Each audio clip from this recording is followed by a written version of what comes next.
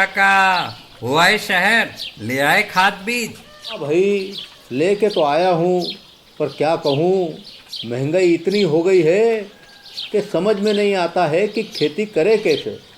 फसल भी अच्छी नहीं होती है, ये दवाइयाँ नहीं डालूँ तो कर्जा करके लाओ, कैसे भी लाओ, लाना तो पड़ेगा ही। और ये दवाई की दुकान का कर्जा तो ख़त्म होने का नाम नहीं लेता। लाना तो मुझे भी है, पर सब कुछ इतना महंगा है, कहाँ से लाऊं, किससे खरीदूं, किसके पास सही दामों में मिलेगा और क्वालिटी उत्पाद भी मिलेगा या नहीं। अपनी फसलों की सही दवाओं के लिए दूर दूर तक शहरों में जाना और दवाओं को लाना पड़ता है। फसलों के लिए दवाएं सही है या नहीं, ये जानकारी भी नहीं होती। फसलों की कटाई पर सही दाम मिलेंगे या नहीं, इन तमाम मुश्किलों से दूर होने के लिए आइए खेती बाड़ी केंद्र। खेती बाड़ी केंद्र एक ऑनलाइन सेवा केंद्र है जिससे आप अपने मोबाइल के द्वारा जुड़ सकते हैं, जहां आपको अपनी खेती के लिए सही प्रकार की दवाएं मिलेंगी, वो भी होलसेल मूल्य पर। वो सभी दवाएं सीधा निर्माता से लेकर आप तक पहुंचाते हैं, यानी कि बीच में होने वाले सारे खर्च की बचत आपकी जेब में। साथ ही साथ दवाओं को लाने और ले जाने की झंझट से भी छुटकारा। अपनी मुश्किलों को दूर करने के लिए आप खेती बाड़ी केंद्र पर एक मिस कॉल करें। खेती बाड़ी केंद्र का किसान मित्र आपसे तुरंत संपर्क करेगा और आपको सभी जरूरी जानकारी देगा। खेती बाड़ी केंद्र की फ्रेंचाइजी लेकर खेती बाड़ी मित्र बनिए और किसानों की सेवा कर देश की तरक्की में भागीदार बने। आज ही संपर्क करें नीचे दिए गए नंबर पर और खेती बाड़ी केंद्र से जुड़े। ये है खेती बाड़ी केंद्र ऐप। अच्छा, किसानों की सरदारी, उन्नत खेती बाड़ी। खेती बाड़ी केंद्र, देश के अन्नदाता की दुकान।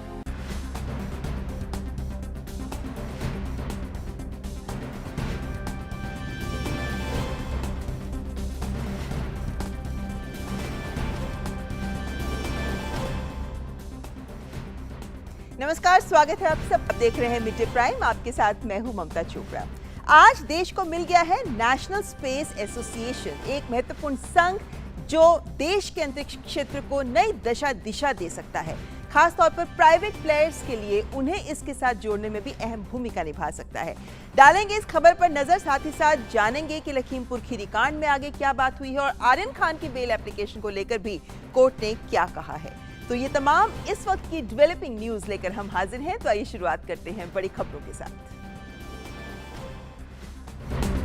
प्रधानमंत्री नरेंद्र मोदी ने भारतीय अंतरिक्ष संघ का किया शुभारंभ। भारतीय अंतरिक्ष संघ को बताया अंतरिक्ष सेक्टर और अंतरिक्ष तकनीक को लेकर हो रहे बड़े सुधार की एक कड़ी। वीडियो कॉन्फ्रेंसिंग के जरिए अंतरिक्ष उद्योग के प्रतिनिधियों से की बातचीत।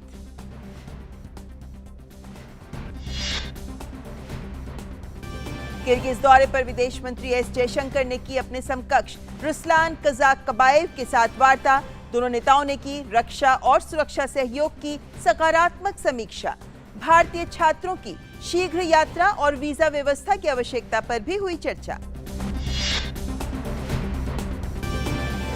लखीमपुर खीरी हिंसा मामले में गिरफ्तार आरोपी आशीष मिश्रा की पुलिस रिमांड पर आज होगी सुनवाई।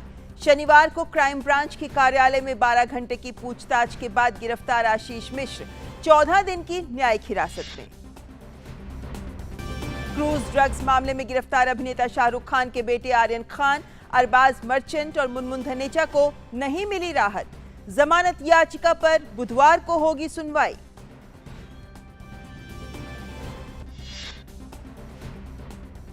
मार्च 2020 के बाद कोविड-19 से स्वस्थ होने की दर सबसे ज्यादा बढ़कर हुई 98%।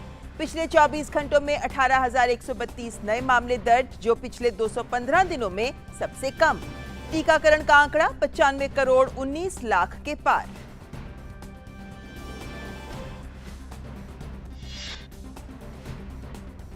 चीन स्थित मोल्दो में भारत और चीन के सैन्य कमांडरों के बीच 13वें दौर की वार्ता रही बेनतीजा।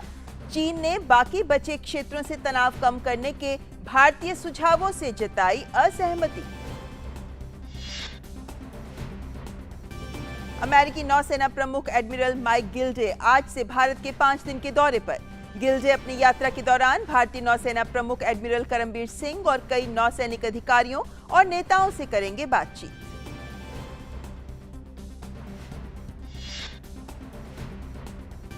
और आईपीएल में अपने पहले खिताब की कवायद में लगी रॉयल चैलेंजर्स बेंगलोर का आज कोलकाता नाइट राइडर्स से एलिमिनेटर में होगा सामना। पहले प्लेऑफ मुकाबले में धोनी के बल पर Chennai super Kings Delhi Capitals को हराकर 9वीं बार फाइनल में पहुंची। और सबसे पहले बड़ी खबर से करते हैं शुरुआत।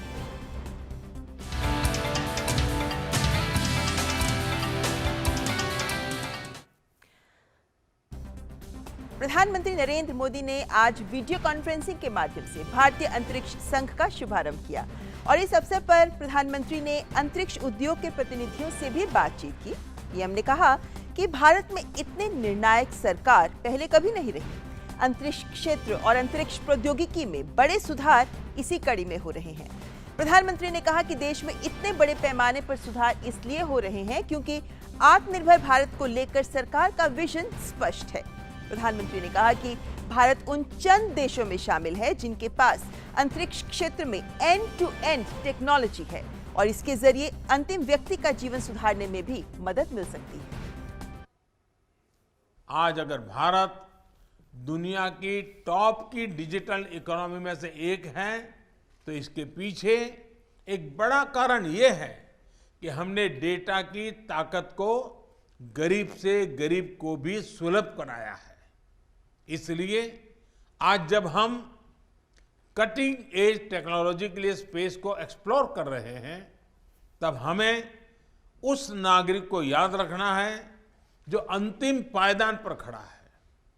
हमें याद रखना है कि भविष्य की टेक्नोलॉजी से हमें दूर सुदूर के गांव में गरीब से गरीब को उत्तम रिमोट हेल्थ केयर, बेहतर वर्चुअल एजुकेशन, नेचुरल डिजास्टर से बेहतर और प्रभावी सुरक्षा, ऐसे अनेक समाधान देश के हर वर्ग, हर कोने तक पहुंचाने हैं।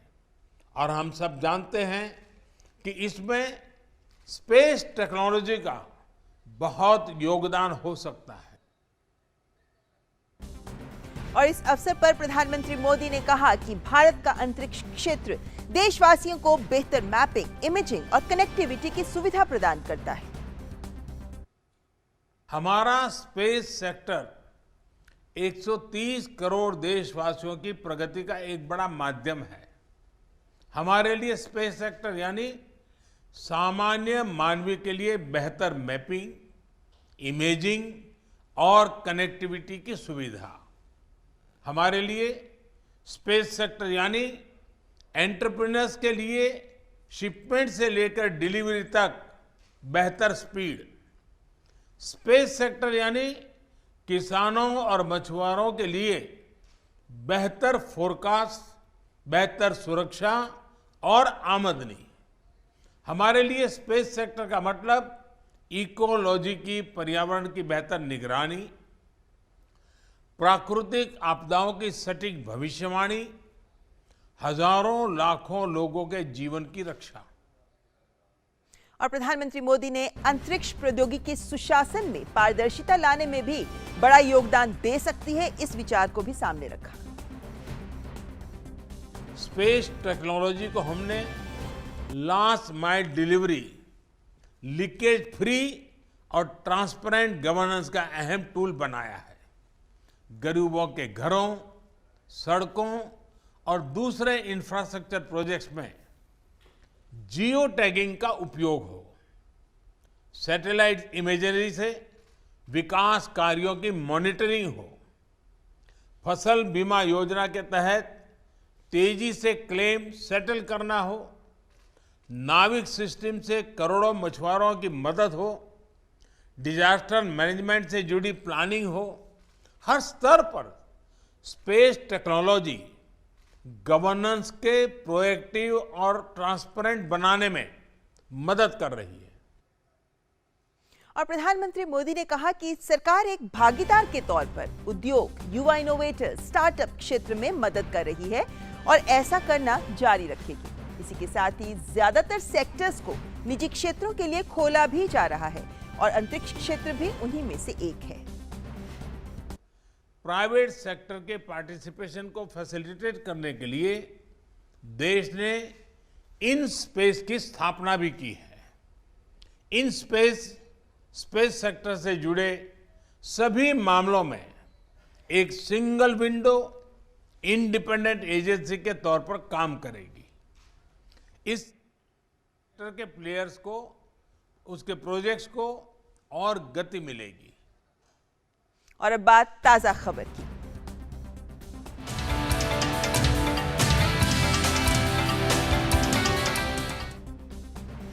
लखीमपुर खीरी मामले में आशीष मिश्र की पुलिस कस्टडी रिमांड पर सुनवाई आज 2 बजे अदालत में की जाएगी। प्रदेश पुलिस आशीष मिश्रा टेनी को आज सीजेएम कोर्ट में पेश करेगी। आशीष मिश्रा मोनू से लखीमपुर खीरी पुलिस के साथ ही इस केस की जांच के लिए गठित एसआईटी ने शनिवार को करीब 12 घंटे पूछताछ की, लेकिन कोई नतीजा सामने नहीं आ सका। अदालत के बाहर भारी संख्या में पुलिस बल तैनात किया गया है। तो अब से लगभग 50 मिनट बाद इस खबर पर जानकारी और सामने आ सकती है कि आशीष मिश्रा को लेकर आखिर अदालत क्या कहेगी, क्योंकि जो पूछताछ हुई उसमें कुछ निकलकर सामने नहीं आया, जिसको लेकर अब कैसे और जानकारी ली जा सकती है, पुलिस रिमांड मिल सकती है या नहीं, इस पर रहेगी सबकी नजर। 2 बजे अदालत में होगी सुनवाई इस मामले की। तो लखीमपुर खीरी हिंसा मामला जो लगातार सुर्खियां बटोर रहा है, और सुप्रीम कोर्ट ने भी, क्योंकि हम जानते हैं कि सुप्रीम कोर्ट ने भी इस मामले की 20 अक्टूबर को सुनवाई रखी है, उससे पहले इसमें क्या कुछ खबर सामने आ सकती है, क्या कुछ पुलिस के लिए सामने जांच में आगे बढ़ने का स्कोप हो सकता है, इन सब पर सबकी नजर इस मामले में इसलिए भी है क्योंकि आशीष मिश्र को आरोपी बनाया गया, जिसके बाद अब आज सुनवाई में ये हो पाएगा, ये निश्चित हो पाएगा कि अदालत क्या निर्णय लेती है, इनको पुलिस रिमांड पर भेजा जाता है या नहीं। वहीं अगर हम आर्यन खान मामले की बात करें तो मुंबई के विशेष न्यायालय ने आर्यन खान, अरबाज मर्चेंट और मुनमुन धनेचा की जमानत याचिका पर सुनवाई बुधवार तक के लिए टाल दी है। शाहरुख खान के बेटे आर्यन खान की जमानत की अर्जी पर 13 तारीख को सुनवाई होगी। नारकोटिक्स कंट्रोल ब्यूरो इस मामले में बुधवार को अदालत में अपना जवाब पेश करेगी। आपको बता दें कि 8 अक्टूबर को मजिस्ट्रेट कोर्ट ने इन तीनों की जमानत याचिका को वैधता के आधार पर खारिज कर दिया था और कहा था कि उन्हें जमानत के लिए विशेष एनडीपीएस कोर्ट का रुख करना चाहिए, जो इसे सुनने के लिए अधिकृत है। आर्यन को नारकोटिक्स कंट्रोल ब्यूरो ने मुंबई से गोवा जा रहे क्रूज शिप से गिरफ्तार किया था। आर्यन पर ड्रग्स लेने के आरोप हैं। आर्यन के साथ ही अब इस मामले में अब तक 20 लोगों की गिरफ्तारी हो चुकी है। आर्यन खान को कोर्ट ने 14 दिनों की न्यायिक हिरासत में भेजा है और वो इस वक्त आर्थर रोड जेल में बंद हैं। और आज की सुनवाई में ये उम्मीद की जा रही थी कि आर्यन खान की जमानत को लेकर अदालत कुछ फैसला दे सकती है, लेकिन अब बुधवार को इस मामले की सुनवाई होनी है। मुंबई से हमारे संवाददाता योगेश शीतल फोन लाइन पर हमारे साथ जुड़े हुए हैं। योगेश, अब क्या ये मानना सही होगा, क्योंकि अब सुनवाई बुधवार को की जानी है, तो क्या ये मानना सही होगा कि अब नारकोटिक्स कंट्रोल ब्यूरो की रिपोर्ट के बाद ही अदालत इस पर सुनवाई करेगी? देखिए, जो बेल प्ले फाइल की गई है डिफेंस की तरफ से, उसके रिकॉर्ड मांगा गया था एनसीबी का, जो कि जिसके लिए भी एनसीबी ने 1 हफ्ते का टाइम जो है वो मांगा था। 7 से 10 दिनों का टाइम बेसिकली मांगा गया था रिप्लाई फाइल करने के लिए, लेकिन कोर्ट ने 3 दिनों का समय दिया है। मसलन आप देख सकते हैं कि बुधवार को जो है एनसीबी अपनी रिप्लाई जो है वो फाइल करेगी, क्योंकि एक प्रोसीजर है, जब भी कोई एक्यूज अपना बेल प्ले फाइल करता है तो एजेंसी या पुलिस से रिप्लाई फाइल मांगा जाता है कि आपका इस पे क्या कहना है, क्या कंसर्न है, जो रेज करना होता है। उसी के तहत जो है वो अब बुधवार को एनसीबी इस मामले में अपना रिप्लाई फाइल करेगी और उसके बाद जो है आर्गुमेंट इस मामले में बेल पर जो है इंटरिम बेल की बात तो शुरू में कही गई थी डिफेंस एडवोकेट की तरफ से, वो जो है वो शुरू होगा। इससे पहले जैसा कि हमने देखा था कि 8 तारीख को ऑलरेडी जो मजिस्ट्रेट कोर्ट है वहां से इनकी बेल याचिका जो बेल पी थी वो रिजेक्ट हुई थी। उसकी सबसे बड़ी वजह ये थी कि मेंटेनेबिलिटी नहीं थी, जो कि 3 साल से ज्यादा की सजा है इस मामले में जिसमें ये आरोपित किए गए हैं। तो इसके लिए जो है मजिस्ट्रेट कोर्ट ने कहा था कि आपको इसके लिए एनडीपीएस कोर्ट यानी कि जो स्पेशल डेजिग्नेटेड कोर्ट है वहां जाना चाहिए, और उसके तहत आज ये सुनवाई होने वाली थी। ममता जी। योगेश, जिस तरीके से अभी तक इस मामले में हम जानते हैं कि जो भी सबूत मिले हैं या जो भी हालात उत्पन्न हो रहे हैं उसको लेकर, उसके मद्देनजर, हालांकि ये सिर्फ आकलन ही होगा, लेकिन बुधवार को नारकोटिक्स कंट्रोल ब्यूरो की रिपोर्ट के आने के बाद क्या कुछ दशा दिशा ले सकता है ये पूरा मामला? देखिए, अगर ये चीज साबित होता है एनसीबी की रिप्लाई में कि जो इंटरनेशनल ड्रग रैकेट है उसमें इनका किसी भी तरह का इन्वॉल्वमेंट रहा है, या फिर पूछताछ के दौरान, क्योंकि जो नाइजीरियन नेशनल को गिरफ्तार किया गया था परसों और फिर कल एक गिरफ्तारी की गई जिसको भी कोर्ट में पेश किया गया शिवराज को, अगर इनकी पूछताछ में कुछ चीजें सामने आती है, या फिर जो कोडवर्ड का इस्तेमाल आर्यन के चैट से मिला जिसमें फुटबॉल की बात हो रही है, लेकिन एनसीबी का कहना है कि वो फुटबॉल बेसिकली एक कोडवर्ड है जो कि बड़े पैमाने पर ड्रग्स को इंगित करता है। तो इस आधार पर अगर कोर्ट इस बात से कन्विंस होती है कि चीजें काफी सीरियस है, जो ग्रेव ऑफेंस है वो है, तो मुझे लगता है कि बेल लेने में दिक्कत आ सकती है आर्यन को। जी योगेश, खास तौर पर जब भी ऐसा कोई मामला सामने आता है तो उसके बाद सबकी नजर इस बात पर भी जाती है कि जो ड्रग्स ले रहे हैं उसके साथ साथ जो ड्रग्स सप्लाई कर रहे हैं उन पर कठोर कार्रवाई की जानी चाहिए। ये पूरा जो ड्रग्स का धंधा है ये उसी पर चलता है। क्या इस पूरे मामले के मद्देनजर पुलिस इस ओर भी खास तौर पर गंभीरता से ध्यान दे रही है? देखिए, जो चार्जेस लगे हैं, अगर आप 8C के रेफरेंस में अगर बाकी चार्जेस को देखें, चाहे वो 27 है या 35 है, अगर आप अलग अलग चार्जेस को देखेंगे जिसके तहत इनको आरोपित किया गया है, तो पूरी एनडीपीएस एक्ट जो है, narcotic substance and psychotropic act 1985, इसमें चाहे वो पोजेशन हो, चाहे वो कंजम्पशन हो, चाहे वो फाइनेंसिंग हो, अलग अलग जो भी चीजें हैं ड्रग्स से जुड़ी हुई सभी के सभी ऑफेंस है। और रिसेंटली बॉम्बे हाईकोर्ट का एक ऑर्डर भी आया था जिसमें कहा गया था कि एनडीपीएस एक्ट का जो भी इसके तहत मामला है वो नॉन बेलेबल है। तो एक ग्रेव क्राइम जिसको हम बोलते हैं वो माना जाता है अगर एनडीपीएस के तहत मामला दर्ज होता है। तो इस पर्टिकुलर अगर आप मामले को लें तो जितने भी आरोपी हैं सब पे अलग अलग मामला है, अलग अलग चार्जेस दर्ज हैं, क्योंकि इसमें सबसे जो मुख्य होता है वो क्वांटिटी होता है। किसी के पास स्मॉल क्वांटिटी है, किसी के पास इंटरमीडिएट है, किसी के पास कमर्शियल क्वांटिटी है। जो मेन आपूर्तिकर्ता जिसकी मैं बात कर रहा हूँ शिवराज की, वो उसके पास से कमर्शियल क्वांटिटी मिला है तो उसकी पनिशमेंट काफी ज्यादा होती है। इवन के एनडीपीएस में कैपिटल पनिशमेंट तक की सजा है। तो अभी ये देखना होगा कि कोर्ट में क्या चीजें सामने आती है। और जैसा मैंने आपको बोला कि चार्जेज अलग है तो ऑब्वियसली आर्गुमेंट भी अलग अलग होंगे इस पूरे मामले में। जी बिल्कुल, और इस आर्गुमेंट पर भी नजर रहेगी। लेकिन फिलहाल रहेगा बुधवार का इंतजार जब नारकोटिक्स कंट्रोल ब्यूरो अपना जवाब पेश करेंगे। शुक्रिया आशीष हमारे साथ जुड़ने के लिए। योगेश शीतल मुंबई से हमारे साथ इस खबर पर जानकारी देते हुए। आइए अब नजर डाल लेते हैं अन्य राष्ट्रीय खबरों पर।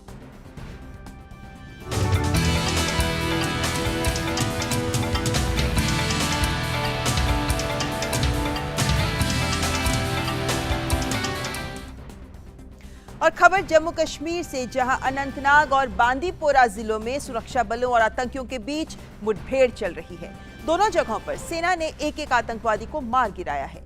अनंतनाग में हुई मुठभेड़ में सुरक्षा बलों ने अज्ञात आतंकी को मार गिराया। पुलिस के मुताबिक इस एनकाउंटर में एक पुलिसकर्मी भी घायल हुआ है। आतंकियों के खिलाफ ऑपरेशन अभी भी जारी है। वहीं बांदीपोरा की बात करें तो वहां मारे गए आतंकी की पहचान इम्तियाज अहमद डार के रूप में हुई है, जो प्रतिबंधित आतंकी संगठन लश्कर तैयबा से है। तो इस वक्त जम्मू कश्मीर में चल रही है, एनकाउंटर चल रहा है और आतंकवादियों के मारे जाने की भी खबर सामने आ रही है। और इस वक्त श्रीनगर से हमारे संवाददाता सलमान काजी से हम लेंगे इस बारे में और जानकारी, लेकिन आतंकियों के खिलाफ ऑपरेशन अभी भी चल रहा है। सलमान काजी हमारे साथ जुड़ गए हैं। सलमान, क्या कुछ जानकारी मिल पा रही है इन दोनों एनकाउंटर्स को लेकर फिलहाल? देखिए, अभी तक जो हमारे पास लेटेस्ट जानकारी है उसके हिसाब से जो ये एनकाउंटर है, एक तो हाजिन एरिया है, ये गुंज जहांगीर का नाम है, ये बांदीपुरा डिस्ट्रिक्ट में है और नॉर्थ कश्मीर में है। और दूसरा एनकाउंटर जो है खगुंड एरिया है अनंतनाग में, साउथ कश्मीर में। दोनों जगह पे एनकाउंटर चल रहे हैं। खगुंड एरिया में कल रात से एनकाउंटर चल रहा है, वहां पे एक शॉर्ट एनकाउंटर जो पहले चला, वहां पे अभी तक जो हमारे पास लेटेस्ट इन्फॉर्मेशन है कि वहां पे एक मिलिटेंट मारा गया है और एक जो पुलिसकर्मी है वो जख्मी हुए हैं। और जो ये गुंज जहांगीर बांदीपुरा में एनकाउंटर है, वहां पे हमको जो अभी तक लेटेस्ट इन्फॉर्मेशन है वहां पे एक मिलिटेंट मारा गया है। और लेकिन खास बात ये है जो ये बांदीपुरा में एनकाउंटर है, इस एनकाउंटर में जो मारा गया है इसको आईजी पुलिस जो है उन्होंने कहा है कि ये सिविलियन किलिंग जो हुई थी शाहगुन में, जहां पे एक सूमो ड्राइवर को मारा गया था, तो उसमें इन्वॉल्व थे। तो ये पुलिस के लिए एक बहुत बड़ी कामयाबी है, क्योंकि उन पे काफी प्रेशर था जो ये रिसेंट स्पेट ऑफ सिविलियन किलिंग्स हुई थी, इनके बारे में इनके जो परपेट्रेटर्स हैं उनको फाइंड आउट करने में और उनको और इस सिलसिले में कल उन्होंने 4 गिरफ्तारियां की हुई थी और लगता है उन्हीं गिरफ्तारियों से इंटेलिजेंस के बेस पे जो इंटेलिजेंस इनपुट मिला है उनको, तो उसमें ये इनकाउंटर हुआ है। और ये इम्तियाज अहमद डार है, पुलिस ने कहा है कि ये एलईटी और टीआरएस से ताल्लुक रखता है और अभी तक ये वहां पे इनकाउंटर, हालांकि फायरिंग रुकी हुई, लेकिन उस पूरे इलाके में सर्च अभी भी जारी है। जी सलमान, जिस तरीके से सिविलियंस की, निर्दोष नागरिकों को मारा जा रहा था इन आतंकवादियों के द्वारा, उसके मद्देनजर ये बात स्पष्ट थी कि अब आईएसआई एक अलग रणनीति के साथ जम्मू कश्मीर में इस तरह के मामलों को बढ़ाना चाहती है। ये कहा जा सकता है कि उन्हीं के नापाक इरादों को खत्म करने के लिए अब सेना ने जिस तरीके से लोगों को गिरफ्तार किया और आपने बताया कि पूछताछ भी हुई है उन लोगों से, ये माना जा सकता है कि आने वाले दिनों में इस तरीके के और ऑपरेशंस हो सकते हैं, क्योंकि ऐसे आतंकवादियों को, लश्कर तैयबा से भी इनमें से एक का संबंध था, इन्हें खत्म करना, नेस्तनाबूद करना ही हमारी सेना का एक लक्ष्य है। देखिए, जो यहाँ पे सीनियर सिक्योरिटी ऑफिसर्स हैं आर्मी और पुलिस से, उनका कहना है कि यहाँ पे एक नया हाइब्रिड मिलिटेंसी, जहाँ पे स्मॉल वेपन्स को पुश किया जा रहा है, उनको दिया जा रहा है और सिविलियंस को टारगेट करने की नई स्ट्रैटेजी बनाई गई है ताकि उनको अपने पॉलिटिकल जो गोल्स हैं वो उस पे आगे बढ़े। लेकिन उन्होंने कहा है कि इसके लिए उन्होंने फ्रंट भी नई ऑर्गेनाइजेशन बनाई है, जैसे जो पुरानी ऑर्गेनाइजेशन को रीनेम किया, जैसे एलईटी को उन्होंने टीआरएस बना दिया है। इसी तरह उन्होंने बहुत सारी चीजें जो ये नई स्ट्रैटेजी उनकी आईएसआई की नई स्ट्रैटेजी जिनको कहा जा सकता है, उसके एलिमेंट्स हैं, तो डेफिनेटली सिक्योरिटी फोर्सेस को भी अब नए तरीके से इस जो उभरती हुई चैलेंज है उसको फेस करना होगा। जी शुक्रिया सलमान, ये सारी जानकारी श्रीनगर से हम तक पहुंचाने के लिए। तो जम्मू कश्मीर में 2 जगह अभी भी एनकाउंटर्स जारी हैं। और आगे बढ़ते हैं, बात करते हैं कोविड की। स्वास्थ्य और परिवार कल्याण मंत्रालय के मुताबिक देश भर में पिछले 24 घंटों में 18,000 से ज्यादा कोविड-19 के मामले दर्ज किए गए हैं। वहीं पिछले 24 घंटों में 21,563 मरीज उपचार करवाकर स्वस्थ भी हो चुके हैं, जिसके बाद देश में रिकवरी रेट बढ़कर 98% तक पहुंच गया है। सक्रिय मामलों की संख्या की 2,27,347 कुल संख्या है। वहीं साप्ताहिक पॉजिटिविटी रेट की बात करें तो फिलहाल ये 1.53% दर्ज किया गया है। वहीं दैनिक पॉजिटिविटी रेट 1.75% पर पहुंचा है। देश में कोरोना संक्रमण की जांच क्षमता में भी काफी वृद्धि हुई है। अब तक कुल 58 करोड़ 36 लाख से अधिक नमूनों का परीक्षण किया गया है। और टीकाकरण की बात करें तो कोरोना के खिलाफ टीकाकरण अभियान में भारत तेजी से आगे बढ़ रहा है। केंद्रीय स्वास्थ्य और परिवार कल्याण मंत्रालय के मुताबिक राष्ट्रव्यापी टीकाकरण अभियान के तहत देश में अब तक 95 करोड़ 19 लाख से अधिक कोविड टीकों की खुराक दी जा चुकी है। पिछले 24 घंटों में ही 46,57,000 से ज्यादा कोविड टीकों की खुराक दी गई है।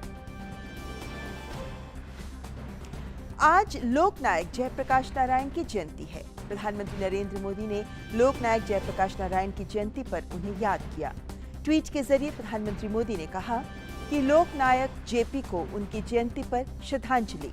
वो एक उल्लेखनीय व्यक्तित्व थे जिन्होंने भारत के इतिहास पर एक अमिट छाप छोड़ी। उन्होंने खुद को लोक कल्याणकारी पहलों के लिए समर्पित कर दिया और वो भारत के लोकतांत्रिक लोकाचार की रक्षा करने में सबसे आगे थे। हम उनके आदर्शों से बहुत प्रभावित हैं। आज नानाजी देशमुख की भी जयंती है। पीएम मोदी ने ट्वीट के जरिए उन्हें श्रद्धांजलि देते हुए कहा कि महान दूरदर्शी भारत रत्न नानाजी देशमुख को उनकी जयंती पर प्रणाम। गांवों के विकास और किसानों को सशक्त बनाने के लिए उन्होंने खुद को समर्पित कर दिया। नेशनल कॉन्फ्रेंस के 2 वरिष्ठ नेताओं ने आज भाजपा मुख्यालय में पार्टी की सदस्यता ग्रहण की। देवेंद्र सिंह राणा और सुरजीत सिंह सलाठिया ने केंद्रीय मंत्रियों जितेंद्र सिंह, धर्मेंद्र प्रधान और हरदीप सिंह पुरी की मौजूदगी में भाजपा की सदस्यता ग्रहण की। इस मौके पर भाजपा के महासचिव तरुण चुग के साथ प्रदेश भाजपा अध्यक्ष रविंद्र रैना और डॉक्टर निर्मल सिंह भी मौजूद थे। इस मौके पर केंद्रीय मंत्री डॉक्टर जितेंद्र सिंह ने कहा कि मोदी सरकार ने जम्मू कश्मीर को हमेशा से प्राथमिकता में रखा है और प्रदेश के विकास को भी गति दी है। जिस प्रकार पिछले 7-8 वर्षों में प्रधानमंत्री जी ने जम्मू कश्मीर को प्राथमिकता दी है, और आपको स्मरण होगा कि प्रधानमंत्री बनने के तुरंत बाद उनके आरंभिक वक्तव्यों में एक बार कहा गया था कि देश के वो क्षेत्र, वो हिस्से, जो राज्य जो कहीं ना कहीं मुख्य धारा से छूट गए या पिछली सरकारों की कुताही के कारण प्राथमिकता में नहीं आए, उनको विकसित करके विकसित क्षेत्रों के साथ जोड़ा जाएगा, भले ही पूर्वोत्तर हो, भले ही जम्मू कश्मीर हो। और उस दिन से लेकर के आज तक हम ये भी कैसे भूल सकते हैं कि जो सर्वप्रथम दीपावली हुई है 26 अक्टूबर 2014 को, आप तो समझ सकते हैं कि भारतीय समाज में पहली दीपावली का कितना महत्व रहता है, भले ही वो विवाह के बाद हो, भले ही किसी शुभ कार्य के बाद हो। और यहाँ ये पहली बार हम देख रहे थे कि एक प्रधानमंत्री बनने के बाद अपनी सर्वप्रथम दीपावली उन्होंने कश्मीर घाटी में जा कर के बाढ़ग्रस्त लोगों के बीच में बिताई। उस दिन से लेकर के आज तक मोदी जी के नेतृत्व में जो नवीन भारत, न्यू इंडिया की विकास यात्रा चल रही है, उसमें जम्मू कश्मीर को प्राथमिकता दी गई। यदि कोरोना काल को छोड़ दिया जाए तो मुझे नहीं लगता कि कोई ऐसा कालखंड गुजरा है जब 2-3 मास में एक बार मोदी जी ने जम्मू कश्मीर का प्रवास ना किया हो। और इस मौके पर केंद्रीय मंत्री धर्मेंद्र प्रधान ने कहा कि भाजपा और प्रधानमंत्री मोदी की कार्यशैली से ही प्रभावित होकर नेशनल कॉन्फ्रेंस के दोनों नेताओं ने पार्टी की सदस्यता ली है। भारतीय जनता पार्टी और हमारी लोकप्रिय प्रधानमंत्री नरेंद्र मोदी जी अनेक आयाम से जे.एंड.के से जुड़े हैं। उनकी विचारों से, उनकी नेतृत्व से आज सहमति जताते हुए मित्र देवेंद्र राणा जी और सुरजीत जी ने भारतीय जनता पार्टी में ज्वाइन किए। भारत और चीन के बीच सीमा पर स्थिति को बेहतर बनाने के लिए रविवार को दोनों देशों के सैन्य कमांडरों के बीच चीन स्थित मोल्दो में 13वें दौर की वार्ता बेनतीजा रही। ये वार्ता लगभग 8.5 घंटे तक चली और शाम करीब 7 बजे संपन्न हुई। चीन ने बाकी बचे क्षेत्रों से तनाव कम करने के भारतीय सुझावों से असहमति जताई। भारतीय प्रतिनिधिमंडल का नेतृत्व लेफ्टिनेंट जनरल पीजी के मेनन ने किया। पूर्वी लद्दाख में तनाव कम करने के लिए 13वें दौर की वार्ता हुई है और ये वार्ता बेनतीजा रही है। आपको बता दें कि पूर्व की बातचीत के दौरान दोनों देश पेंगोंग झील के उत्तरी और दक्षिणी किनारों से अपने अपने सैनिकों और हथियारों को हटाने की प्रक्रिया पूरी कर चुके हैं, लेकिन टकराव वाली बाकी जगहों से सैनिकों की वापसी अभी तक नहीं हो पाई है। दोनों देशों के बीच पिछले साल मई से ही पूर्वी लद्दाख में कुछ स्थानों को लेकर सैन्य गतिरोध की स्थिति बनी हुई है। अमेरिकी नौसेना के प्रमुख एडमिरल माइक गिल्डे आज भारत की 5 दिन की यात्रा पर आ रहे हैं। माइक गिल्डे के इस दौरे को बेहद महत्वपूर्ण माना जा रहा है। उनके साथ नौसेना के अन्य वरिष्ठ अधिकारी भी मौजूद रहेंगे। भारत दौरे पर गिल्डे भारतीय नौसेना अध्यक्ष एडमिरल करमबीर सिंह और सेना के कई वरिष्ठ अधिकारियों से चर्चा करेंगे। जानकारों के अनुसार माइक गिल्डे के दौरे में हिंद प्रशांत क्षेत्र में दोनों देशों के बीच साझा सहयोग और समन्वय और अधिक बढ़ाने पर फोकस रहेगा। केंद्र सरकार के आउटरीच प्रोग्राम के तहत केंद्र शासित प्रदेश जम्मू कश्मीर के दौरे पर गए सूचना एवं प्रसारण राज्य मंत्री डॉक्टर एल मुरुगन ने श्रीनगर में ऑल इंडिया रेडियो का दौरा कर एक पुनर्निर्मित सभागार का उद्घाटन किया। इस दौरान केंद्रीय मंत्री ने कहा कि श्रीनगर के आकाशवाणी और दूरदर्शन केंद्र अपने कार्यक्रमों के जरिए कश्मीर की संस्कृति, भाषा और परंपरा को बढ़ावा देने में मदद कर रहे हैं।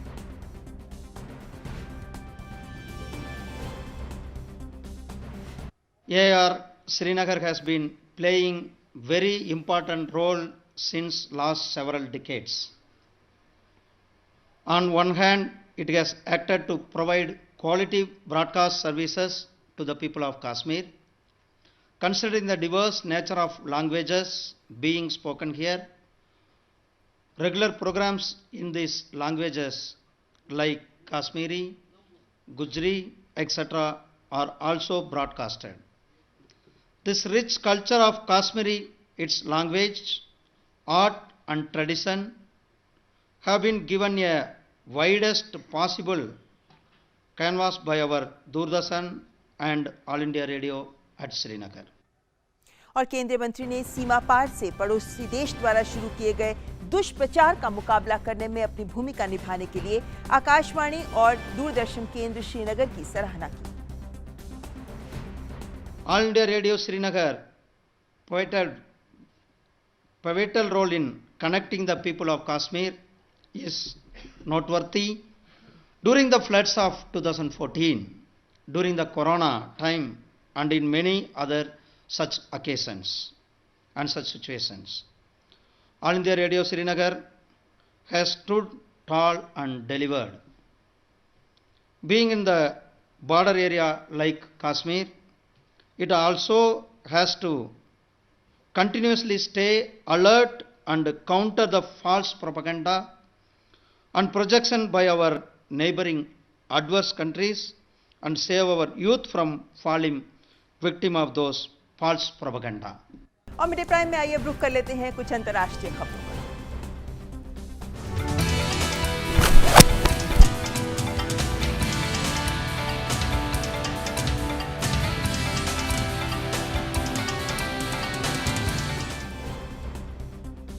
इराक के संसदीय चुनाव में रविवार को रिकॉर्ड सबसे कम मतदान दर्ज किया गया।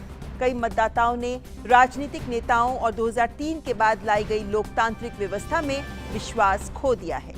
चुनाव आयोग की गणना के अनुसार ये मतदान 2003 के बाद किसी भी चुनाव में सबसे कम मतदान है। वहीं शुरुआती नतीजे आज आने की उम्मीद है। 329 सीटों के लिए कम से कम 167 पार्टियां और 3200 से अधिक उम्मीदवार प्रतिस्पर्धा कर रहे हैं। वेनेजुएला के लोगों ने 21 नवंबर को होने वाले क्षेत्रीय चुनावों की तैयारी के लिए रविवार को चुनावी अभ्यास में हिस्सा लिया। नेशनल इलेक्टोरल काउंसिल ने एक चुनावी अभ्यास का आयोजन किया जिसमें स्वचालित सिस्टम भी शामिल थे ताकि मतदाता मतदान में इस्तेमाल होने वाले उपकरणों से परिचित हो सके। चुनावी अभ्यास में 446 मतदान केंद्रों ने हिस्सा लिया। निवर्तमान जर्मन चांसलर एंगेला मर्केल जो इजरायल की विदाई यात्रा पर हैं, उन्हें रविवार को यरूशलेम में इजरायल के राष्ट्रपति के साथ साथ शिक्षाविदों और व्यावसायिक उद्यमियों द्वारा सम्मानित किया गया। इजरायल के राष्ट्रपति इसहाक हर्जोग ने मर्केल को यहूदी लोगों का एक महान मित्र कहा। इसके अलावा उन्हें इजरायल के प्रौद्योगिकी संस्थान से डॉक्टरेट की मानद उपाधि भी मिली। मर्केल ने प्रधानमंत्री नफ्ताली बेनेट और इजरायली उच्च तकनीक और व्यापार उद्यमियों के एक समूह से भी मुलाकात की।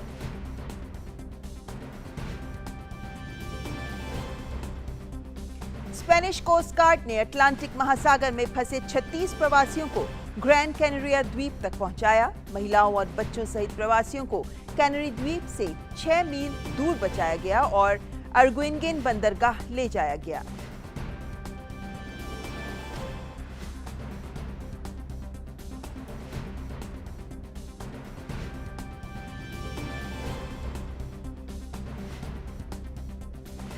और अब बात रामलीला की। अयोध्या में सरयू तट पर लक्ष्मण किले में गत वर्ष की ही भांति अयोध्या की रामलीला का मंचन जारी है, जिसमें अनेक मशहूर अभिनेता अपने विशिष्ट अभिनय से रामलीला को और जीवंत कर रहे हैं। पेश है अयोध्या की रामलीला के मंचन के 5वें दिन की कुछ विशिष्ट झलकियां।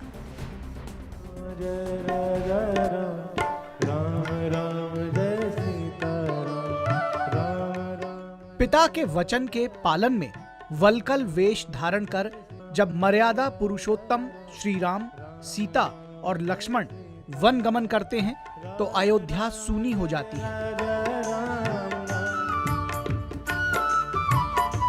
लेकिन जब वे श्रृंगवेरपुर पहुंचते हैं तो निषाद राज के दरबारी उत्साह और हर्ष से सराबोर हो जाते हैं।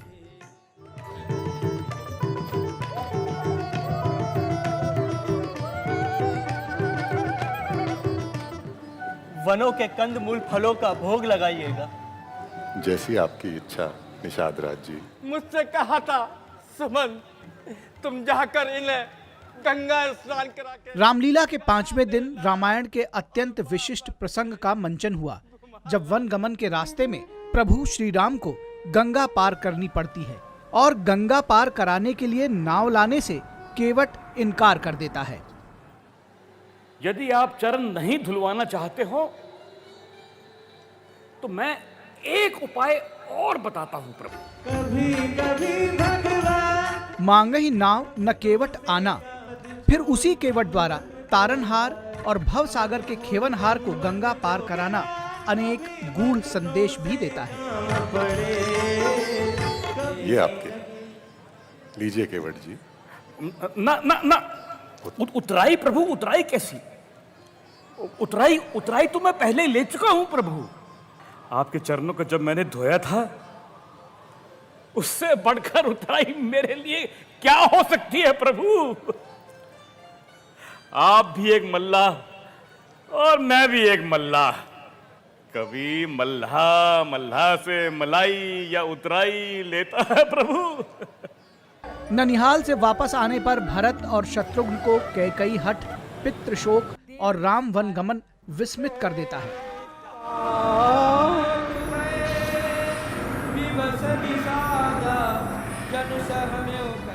कल्याण हो, आयुष्मान भव। भरत शत्रुघ्न गुरु वशिष्ठ समेत अयोध्या के नर नारी रघुनंदन को अयोध्या वापस लाने के लिए अनुनय विनय करने वन पहुंचते हैं। हे रघुनाथ जी, माता जी से जो अपराध हुआ है उसको आप माफ कर दीजिए। धन्य है तुम्हारा भ्रात प्रेम, धन्य है। अखियों में अंततः राम की खड़ाऊ लेकर भरत वापस अयोध्या आते हैं और श्री राम की खड़ाऊ रखकर सांकेतिक रूप से अयोध्या का शासन चलाते हैं। रामायण का यह प्रसंग अद्भुत भ्रातृ प्रेम और निस्वार्थ, निष्काम, निष्पक्ष और निरपेक्ष राज्य संचालन का अनुपम उदाहरण है। अयोध्या से अश्विनी कुमार मिश्र की रिपोर्ट, डीडी न्यूज। अखियों में पानी, शीश पे खड़ा वो अखियों में पानी। और रामलीला के बाद बात नवरात्रि की। आज शारदीय नवरात्रि का छठा दिन है। इस दिन मां के छठे स्वरूप मां कात्यायनी की पूजा की जाती है। मां कात्यायनी ब्रज मंडल की अधिष्ठात्री देवी हैं। कोविड प्रोटोकॉल का ध्यान रखते हुए ही मंदिरों में भी पूजा के खास इंतजाम किए गए हैं।